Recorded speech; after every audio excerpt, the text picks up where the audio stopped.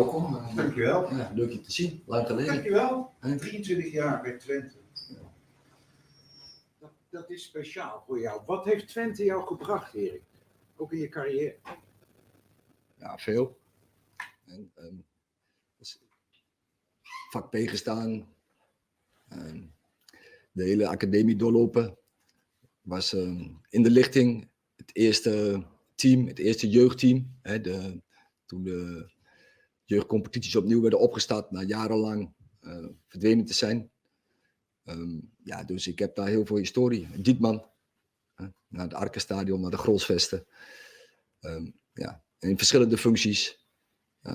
Fantastische tijd en natuurlijk, dat heeft me veel gebracht. Volg je het Twente nog veel? Ja, ik volg het überhaupt het voetbal natuurlijk. Ja, Twente is wel de ploeg die ik het meest volg. En dan kijk je ook echt, je bent hartstikke druk, joh. Heb je dan tijd om die wedstrijden ook echt te zien? Nee, maar dan kijk ik als fan, Joep. Dan kijk ik niet als supporter. Dan kijk ik niet als analist. Normaal kijk je naar een wedstrijd, dan kijk je analytisch. Maar bij Twente kijk ik daar niet naar. Tenminste, voor deze wedstrijd. Dat is waar. So, Eric, 23 years at Twente. It must have been very special. What did Twente bring you? The answer, Twente has brought me a lot. I was put through their academy. I was part of the generation of the first youth team when the youth competition was started up again after many years. So for me, there's a great deal of history there. The Diekman Stadium, the next stadium, and now the Grolsvesten. The next question was, do you follow Twente? Do you watch them? Do you watch their games? The answer, of all the teams, Twente is the team that I follow the most. Question, but do you have time to do that? Answer, I watch them as a fan, as a supporter, not as an analyst. It's a different way of watching their games. Erik, goed te zien. Niet alleen voor jou natuurlijk een speciale wedstrijd, ook voor je assistent, voor René Haak ook. Wat zeiden jullie eigenlijk tegen elkaar toen die loting bekend werd? Ja, die kans zat er natuurlijk wel in de nieuwe opzet van de Europa League. Maar er zijn denk ik heel veel dwarsverbanden tussen Manchester United nu en FC Twente. Dat geldt natuurlijk in de eerste plaats voor René en voor mij, maar ook voor Ruud. Daarbij heb ik ook met een aantal spelers van FC Twente heb ik meegewerkt bij Ajax. Dus ja, er zijn nogal wat verbanden. Vind je het eigenlijk wel leuk, tegen Twente te spelen?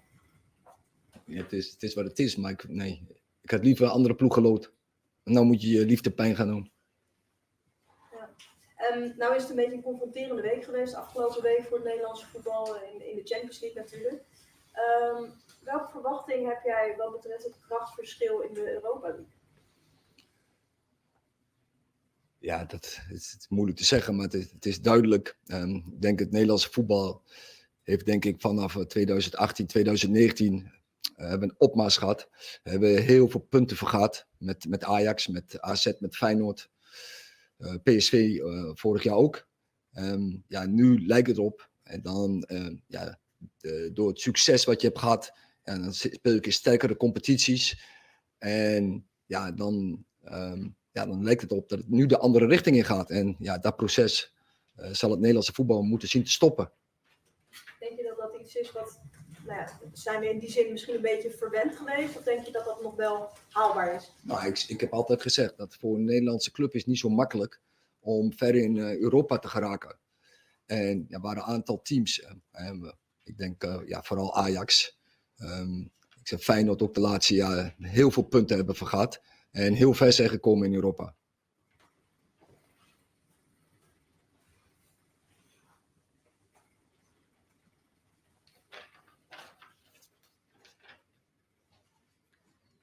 The question, so Manchester United being picked to play against FC Twente must have been quite a surprise. What did you say to one another about those names being drawn? The answer, well, there's a great deal of connections to and fro between MUFC and Twente, FC Twente, between me and René Haken, me and Ruud. Also connections forged through the various Ajax players that we've all been involved with. Question, are you pleased to be playing against Twente?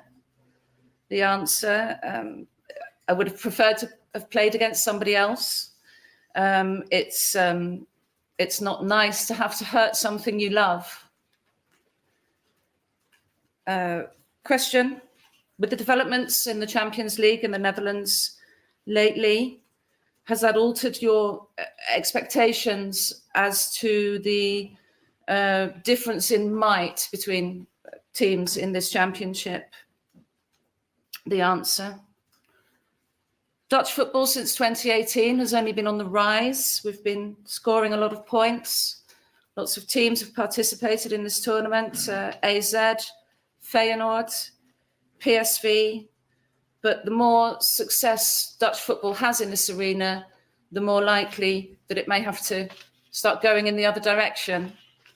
So the next follow-on question is, have we been spoiled by Dutch football? The answer, it's not always easy for Dutch teams to get very far in a European tournament.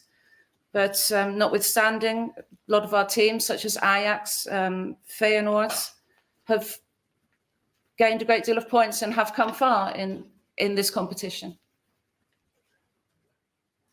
Erik, als je zo lang al met FC Twente verbonden bent, dan heb je natuurlijk al heel veel Europese wedstrijden van Twente meegemaakt. Wat zijn voor jou nou wedstrijden die eruit springen als supporter, als speler, als assistent-trainer? Dat je er een mooie herinneringen moet ophalen. Kun je dan iets noemen? Ja, een van herinneringen die mij lang is bijgebleven, dat was de wedstrijd FC Twente Ipswich Town. En Twente spelend in Engeland. En ja, daar echt een geweldige wedstrijd speelde. En ja, het voorbeeld was van positiespel. Volgens mij hadden ze over 1 minuut of zo hadden ze de bal in bezit. En lieten ze Ipswich lopen. Middenveld met Frans Thijssen, Arnold Muren, hier ook niet onbekend. En Kik van der Val. En dat was een geweldige FC Twente. Dat was denk ik midden jaren 70. En ja, wedstrijden die me zelf bij zijn gebleven. Ja, de wedstrijd die wij ooit uit hebben gespeeld tegen Olympique Marseille met FC Twente. Toen ik als assistent-trainer daarbij betrokken was. Dat is ook een beeld wat in de herinnering blijft. Wat een geweldige wedstrijd was tegen een geweldig team. Was je erbij in Ipswich of heb je dat vanaf de televisie gezien? Nee, ik heb vanaf televisie gezien. Volgens mij heeft de BBC daar ooit zelfs een filmpje van gemaakt. Van die wedstrijd bedoel je? Ja, van die wedstrijd, ja. Van het positiespel van FC Twente destijds. Mooie jeugdherinnering. Dat is jeugdherinneringen. Ja. So, Eric, with your long involvement with FC Twente, you must have seen a lot of their games as a player, a coach, and a fan. What memories do you specifically have of any particular games that FC Twente played in the past? The answer, one particularly memorable game that FC Twente played was away at Ipswich Town. It was a very fine example of a position game where we had, where Twente had possession of the ball a great deal. Some of the players in that team were Frans Thijssen, Arnold Muren, Kit van der Val. I think it was sometime in the mid-70s. And then another spectacular away game for FC Twente that I remember as an assistant trainer was playing against Olympique Marseille. And then the question was, did you attend the Ipswich away game? To which the answer was no, I saw it on TV. I think the BBC actually did a special feature on it because it was such a good example of position play. Okay, we'll now move on to English questions. Hi Eric. We're obviously going to see training a little later, but is there anyone going to be back available for this match? No, not no difference to the squad from last Saturday against Palace. With Luke Shaw, when are you expecting him to be back available? Are you expecting him back before the international break? I think it's probably, but I can't say it's for 100% sure. Is that back in training or back available for matches? The plan is just be back before, but as I say, I can't say this for 100% for sure. That can be also short after the break. All cup competitions are important, but given the increased competition for a top 4 place in the Premier League and the fact there's a Champions League place for the winners of this competition, does that place extra significance on this tournament for you and for the club as a whole in terms of trying your best to win it? Yes, I think so, and it's an opportunity, and there are more roads to achieve the targets you want, and this is definitely also a road. Yes, of course, it's the most difficult probably, because in a tournament of 32, you have to be the best. But it's a target, and it's a road we want to go. So would you say winning this tournament is harder than getting a top 4 place in the Premier League? That's because in the end you get knockout stage. But I think it's don't look too far ahead from game to game. Let's first do Twente. But as you know, we want to win all the competitions we are taking part in, and this is one of them. But you have to go game by game, and let's first focus on the first game. Hi Eric, I know the format's in its infancy, but you could finish 24th in this league format and still be in the competition. There are more games. Rodri complained about it last week. Are you a fan of the new format, or do you think it's becoming too much for the players? I think there are two things you address here. First of all, the format, and the format. I think we have to take this experience and then judge. But one thing is for sure. I think every match is significant, and probably every goal is significant. And first you get also a split after January, where the first 8 teams they qualify, and that can help you in February to continue. But when you're on the first 24, you can win this competition, and so there's always an option to win it. And then the other question, the second part of it, but we discussed it so many times. There are too many games. It's clear. Too many competitions for the top players. They are overloaded, and this is not good for football. In the end of the day, it's maybe good for commercial, but there is a limit, and players getting injured. It's almost unavoidable. The players getting injured because of the overload from so many games. Just on that, does that overload of games and the amount of games that you're going to have to play affect the way that you pick teams, particularly for a game in the Europa League tomorrow, and particularly because of what happened with the injuries last year? Because obviously the injuries just decimated your squad last year and it affected your form. Are you going to be more cautious in the way that you pick teams for these games and all these competitions? But in all the games, I did this on Saturday. But is that going to have to be the case going forward though as well? We need a squad with more than 11 to line up. We need more players, and then from game to game, we will pick a team. So, but you can't address it. This is the best 11 in this moment, and we will see. And of course, form is part of it. Tactic, of course, is also part of it. But definitely, the management of the load of the players is definitely part of it. Hi Eric. So far you've got a goal difference of 0. I think you scored 5 goals, so obviously allowed 5 in. I think you had minus goal difference last season. Are you concerned? I know you were without Rasmus Højlund, for example, but he was available last season and you didn't do particularly well. So are you concerned your attack's going to be toothless again this season? Again, are you concerned your attack's going to fail again this season, not scoring enough goals? Concern, we create a lot of chances in the first games of the season, last week we scored 7 against Barnsley, so we are capable of scoring many goals. But it's a part of the game.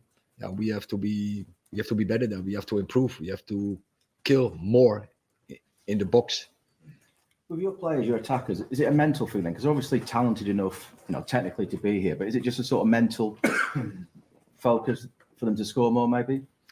I think there are different aspects on this, and most important is that you create chances, and that is what we're doing in this moment. We create a lot of good moments. We are very creative, and we have many opportunities to score goals, and we have to keep this process going. And then, of course, the finishing we have to work on. Eric, just on the games and the loading, how can you as a club change that? Because it seems like this kind of stuff gets made by the authorities and you have to go along with it. Would you have to consider, I mean, Rodri spoke about going on strike potentially as players. I think as a club alone, you can't change this. It's more about, say, the total industry. It's about clubs and players and coaches, and so many others who are there in the environment of football, who have to work on this to improve the game, but of course to find the right balance, because in the end of the day it's financial, and also we are professional, so revenues has to come, but we have to balance this out. Last question.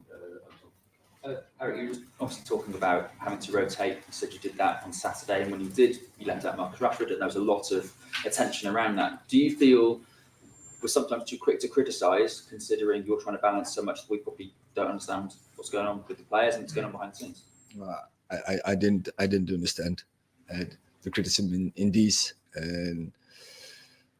but people they are entitled if they want to, but what they are not entitled to bring speculation in. If I give an explanation, then they have to trust my words and to trust my explanation, and that's not right.